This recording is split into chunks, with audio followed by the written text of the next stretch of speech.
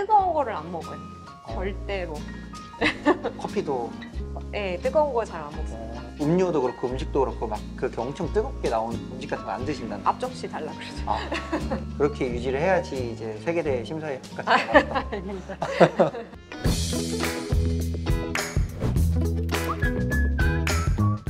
안녕하세요. 커피에 대한 모든 것 월간 커피 매거진의 커디터입니다. 오늘은 커피에서 가장 중요한 향미에 대한 이야기를 나누는 센서리 토크 시간입니다.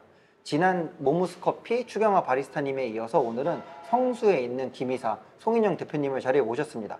안녕하세요, 대표님. 네, 안녕하세요. 송인영 대표님 같은 경우는 WBC 국제심사위원을 지내기도 하셨고요. 국내에서도 다양한 교육을 통해서 센서리에 대해서 또 쉽고 간단하게 설명을 해주실 수 있는 분이라서 저희가 자리에 모시게 됐습니다. 그럼 오늘 센서리 토크 시작하겠습니다. 대표님 사실 많은 분들이 또 알고 계시지만 그래도 혹시 모르는 분들을 위해서 대표님에 대한 소개와 김이사에 대한 소개 부탁드립니다. 저는 일단 커피 업계에서 일한 지는 지금 이제 20년 가까이 되고 있는 중이고요. 생두회사나 교육센터 그리고 식품회사 같은 데서 일을 좀 많이 했어요. 재작년에 성수동에 김이사라는 회사를 시작을 해서 운영 중입니다. 김이사 같은 경우에는 생두 다이렉트 트레이드 그리고 원두 유통 여기 성수동에서 쇼룸도 같이 운영을 하고 있어요. 쇼룸에서는 이제 저희가 커피를 전문적으로 하고 있기는 하지만은 커피뿐만이 아니라 좀 다양한 원재료와 음료들을 소개해 드리려고 많이 노력을 하고 있고요. 기존에 경험하지 못하셨던 다양한 재료나 음료 그리고 커피 오마카세라고들 많이 인터넷에 써주시는데 김이사 코스라고 하는 시즌제 음료도 이제 좀 특별한 서비스하고 같이 제공을 하는 그런 공간을 운영하고 있습니다. 센서리는 사실 또 감각의 영역이기도 하잖아요. 그래서 연습도 엄청 중요할 것 같은데 대표님 혹시 이 센서리 감각을 키우기 위해서 어떻게 하셨나요? 저 같은 경우에는 사실 처음에 좀 우연한 기회로 커피 업계의 첫 커리어를 그런 QC 업무로 시작을 했어요. 당시에는 별로 아는 게 없이 그 업무를 하려다 보니까 되게 어려웠거든요. 그냥 객관적으로 평가를 할 수 있는 많은 방법들을 좀 생각을 했었고, 일단은 사람이 평가를 하는 방식이다 보니까 이거를 가능한 한 객관화할 수 있는 방법들이 필요해요. 그래서 내가 맛을 본 거를 가능한 한 기계의 힘을 빌려서 제대로 하고 있는지를 좀 확인하는 그런 작업들을 저는 좀 많이 했었던 것 같아요. 예를 들어서 이제 보통들 바디감을 무게와 질감으로 평가를 하잖아요. 네. 질감 같은 경우에는 객관적으로 평가를 하기에 조금 많이 어려운데 무게 같은 경우에는 사실 인터넷에 시중에 파는 되게 저렴한 농도계들이 있거든요. 만약에 A, B, C 커피를 두고 내가 생각했을 때는 A 커피가 제일 무거운 것 같다. 근데 농도계로 평가 후에 이것들을 다 찍어본 다음에 보니까 C가 제일 무거웠다 하면은 저는 무언가의 이유 때문에 A를 무겁다고 착각을 하고 있는 거거든요. 그래서 그 이유가 무엇인지 한번 생각을 해보고 또 이거를 점검을 하면서 더 정확하게 무게를 평가할 수 있는 방법을 본다던가 혹은 이제 커피에서 애시디티라고 하는 게 당도하고 산도를 같이 보는 거거든요. 근데 산도만 체크하는 연습을 하는 것도 가능해서요. pH 미터기라던가 그런 것들을 가지고 마찬가지 방식으로 여러 개의 커피를 비교해서 내가 생각하는 산도가 높은 커피하고 그리고 기계에서 이야기하는 산도가 높은 커피가 같은지를 한번 확인을 해보는 그런 방식인 거죠. 결국 주관적인 이제 감각의 영역이긴 하지만 그래도 그거에서 객관성을 최대한 얻기 위해서 농도계라든지 pH 측정기를 많이 활용을 하셨다는 얘기네요. 네, 그렇죠. 또 센서리 초보자 분들이 사실 되게 접근하는 걸 어려워 하시는데 혹시 그런 약간 초보자 분들한테 주실 만한 팁 같은 게 있으실까요? 크게 저는 이 일을 업으로 하실 건지 아닌지부터 먼저 생각을 하시는 게 맞다고 생각하는데 업으로 하실 거라고 한다면 제가 처음에 했었던 것처럼 좀 객관화할 수 있는 방법을 생각을 해보시는 게 좋다고 저는 생각을 하고요. 근데 그게 아니라 그냥 나는 커피를 즐기고 싶다, 커피 애호가다 하시면은 일반 커피숍에서 커피를 주문하면 나오는 그 카드 있잖아요. 그 카드에 있는 디스크립션 같은 것들을 좀 본인의 경험하고 같이 매칭해 보면서 찾아보시는 것도 재미도 있고 충분히 훈련이 될 거라고 저는 생각을 해요. 그러니까 업으로 삼을 사람들이라면 약간 객관화 시키는 데 주력을 하고 홈바리스타 같은 분들이면은 약간 매장 갔을 때 나오는 컵노트 같은 걸 좀 주의 깊게 보고 즐겨라. 즐기는 게 제일 중요하죠. 네.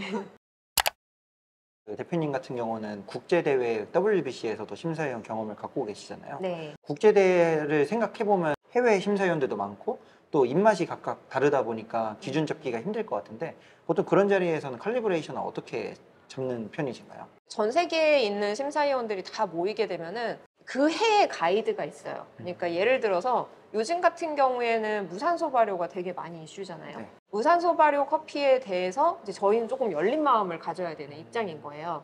게다가 올해를 기준으로 해서 인퓨즈드 커피를 대회에서 어느 정도 인정하는 상황이 되었다 보니 이제 기존에는 그런 부분들을 안 된다고 이야기를 해왔지만은 지금부터 저희는 이제 열린 마음으로 그걸 받아들여야 하는 거죠. 보통 대회를 이제 진행하게 되면은 이미 기존의 심사들이 다 모여서 대회가 있기 전날 워크숍을 일단 모여서 해요. 네. 그래서 실제로 저희가 문제없이 평가를 하고 있는지 그리고 그 기준이 크게 월드에서 벗어나지 않았는지 하는 그런 부분들을 체크를 하고 기준에 부합한다고 네. 판단이 된 심사들이 그 다음날 대회에 배정이 되죠. 아, 그리고 이제 배정이 된 심사들 중에서도 우리가 다시 한번 체크를 해야 되기 때문에 대회 당일날 오전에 다 같이 모여가지고 샷을 놔두고 같이 먹어보면서 각각의 항목들을 다 조율을 해요. 또 대회도 있지만 사실 대표님은 매장도 운영을 하시니까 또 바리스타들 간의 칼리브레이션도 중요할 것 같은데 네. 김이사에서는 그런 칼리브레이션을 어떻게 진행하시나요? 저와 함께 일하는 바리스타의 마인드는 칼리브레이션 할 수 없다고 생각하는 사람이에요. 그래서 이 바리스타가 가지고 있는 기호 자체를 칼리브레이션을 한다라는 그런 생각 자체를 갖고 있지 않아요. 그러니까 바리스타가 저하고 칼리브레이션이 돼야 되는 거는 저희 업장에서 판매하는 제품에 대한 기준만 칼리브레이션이 되면 되거든요. 네. 그래서 우리 매장에서 판매하는 어떤 제품이 이런 맛이 나야 된다. 그것만 확실하게 인지하고 있으면 되는 거거든요. 아침에 세팅을 하잖아요, 네. 바리스타들이. 그러면은 이제 저희 매장에서 기본 블렌드로 하는 게 미원이라는 블렌드거든요. 그러면은 미원 블렌드는 이런 맛이 나야 되는 거예요. 비정제당의 단맛, 그리고 미디엄 하이의 바디, 그리고 부드러운 그 질감, 네. 그리고 보라색 색깔이 나는 그런 종류의 과일 느낌. 근데 얘를 조금 빨리 추출하거나 그 레이시오를 짧게 잡으면은 좀 시트러스해진단 말이에요. 그러면은 어떤 바리스타는 그게 좋을 수 있어요. 그리고 어떤 손님들도 그게 좋을 수 있어요. 네. 근데 다만 우리 매장에서는 그걸 팔지 않기로 했을 뿐이에요. 그래서 아침에 세팅을 할 때 그 바리스타 개인의 기호도는 어떨지 모르겠지만은 단지 그거는 우리 업체에서 팔기로 한 물건이 아니기 때문에 그렇게 하면 안 된다고 가르쳐요. 네. 질감도 마찬가지고. 네. 매장에서 손님한테 제공하고자 하는 맛에 대한 기준을 이제 맞추는 데 주력하시는 거고 네, 맞습니다. 이제 어떻게 보면 바리스타들의 뭐 기호는 있을 수 있지만 어쨌든 매장의 그 기호에 맞추는 칼리브레이션을 하시겠네요. 그렇죠. 해당 제품에 관해서는요. 또 커피 향미에서 뭐 과일향이나 뭐 꽃향 같은 거는 또렷해가지고 이해가 쉬운데 바디감이라든지 촉감에 대한 이해를 못 하겠다고 하는 분들이 많으세요. 혹시 이런 거를 좀 어떻게 구분을 해야 될까요? 일단은 바디감이라고 하는 게 촉감과 무게감을 같이 이렇게 합한 개념이에요. 그래서 바디감과 다른 걸 구분하는 게 아니라 촉감과 무게감을 구분하셔야 되는데요. 일단 무게감 같은 경우에는 훈련을 하신다고 하거나 아니면 내가 제대로 측정을 하고 있는지 확인을 하시는 방법이 굉장히 간단하거든요. 결국은 이 커피 안에 고형분이 몇 퍼센트 들어있는가 하는 거라서 이거는 내가 봤을 때 A, B, C 커피 중에 A가 무게감이 더 높은 것 같다 하면은 이거를 각각을 TDS 미터기로 재보면 돼요. 그래서 실제로 농도가 얼만큼 나오는지를 확인하시면은 무게감은 충분히 검증이 쉽게 가능하시고요.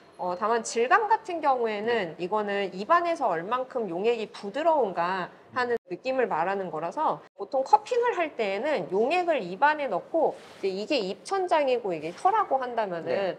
혀를 용액이 있는 상태에서 입천장에 힘을 꼭 주고 쭉 밀어보라고 이제 이런 식으로 이야기를 해요. 네. 그래서 일부 좀 뻑뻑한 커피들 같은 경우에는 얘를 밀려고 해도 이렇게 안 밀리고 꽉 붙어 있는 그런 뻑뻑한 질감인 것들이 있거든요. 근데 부드러운 커피들은 좀 약간 크림처럼 혹은 과즙처럼 얘네들이 이렇게 매끈매끈하게 움직이는 그런 질감을 좀 느끼실 수 있어요. 내일 사무실에서 커피 마실 때 한번 해보겠습니다. 센서리는 아무래도 감각이다 보니까 또 어떤 분들은 유지하기 위한 습관 같은 게 있으신데 대표님도 혹시 그런 습관 같은 게 있으신가요? 습관이라고 하기보다는 네. 예전부터 저는 일단 좀 자극적인 음식을 먹지 않고요. 기본적으로 음주와 흡연을 하지 못합니다. 근데 이제 제가 의식해서 하는 그런 행동은 뜨거운 거를 안 먹어요. 절대로. 커피도 네, 뜨거운 거 잘 안 먹습니다. 따뜻한 거를 충분히 뜨거운 거의 범주에서 조금 벗어나는 시점까지 네. 식혀서 마시고요. 왜냐하면 그 혀에 있는 감각기관들이 세포다 보니까 뜨거운 거에 좀 취약하거든요. 그래서 뜨거운 거는 정말 가급적이면 피하고 뭔가 이렇게 솥에 부글부글 끓는 거 네. 그런 거는 정말 안 좋아해요. 음료도 그렇고 음식도 그렇고 막 그렇게 엄청 뜨겁게 나오는 음식 같은 거 안 드신다는 앞접시 달라 그러죠. 아, 그렇게 유지를 해야지 이제 세계대 심사위원까지 나와서 아닙니다. 저희 마지막 질문인데요. 김이사 운영 이제 재작년부터 해서 쭉 잘 하고 계시는데 앞으로 이제 산업에서 어떤 계획을 갖고 계신지 궁금합니다. 일단은 커피 쪽 사이드로 해서는 소비국하고 산지하고 같이 무언가를 할 수 있는 여지들이 요즘에 많거든요. 그래서 뭔가 새로운 것들을 같이 만들 수 있는 기회를 만들고 싶고요. 그래서 기존에 소개가 되지 않았거나 혹은 존재하지 않았던 커피들을 국내에 소개할 수 있는 그런 일을 좀 많이 만들고 싶어요. 그리고 커피가 조금 더 많이 다른 식음료 쪽하고 접목이 될 수 있는 부분을 제가 만들 수 있다면 너무 좋을 것 같습니다. 처음부터 계속 말씀 주셨던 게 단순히 커피 산업이니까 커피로만 하는 게 아니라 커피와 함께 다른 식음료를 함께 좀 연계를 잘 하고 싶다라는 말씀이시죠? 네, 맞습니다. 앞으로도 김이사의 커피 외에 다른 다양한 활동들을 기대하고 있겠습니다. 아, 감사합니다. 오늘의 센서리 토크는 성수에 있는 김이사 송인영 대표님과 함께하였습니다. 확실히 국제대회 경험도 있으시고 교육 경험이 워낙 많으셔서 그런지 저도 내용을 들으면서 되게 좀 간단 명료하고 이해하기가 쉬워서 좀 되게 유익했던 시간이었던 것 같고요. 오늘 센서리 토크를 듣고 마음에 드시는 분들은 꼭 성수 오셨을 때 김이사에 오셔서 코스라든지 또 다양한 커피를 맛보시면 정말 좋을 것 같습니다. 저희 센서리 토크는 다음에도 또 다른 센서리 능력이 또 뛰어난 분과 함께 또 재미난 이야기 나눠보도록 하겠습니다. 그럼 투비커피뉴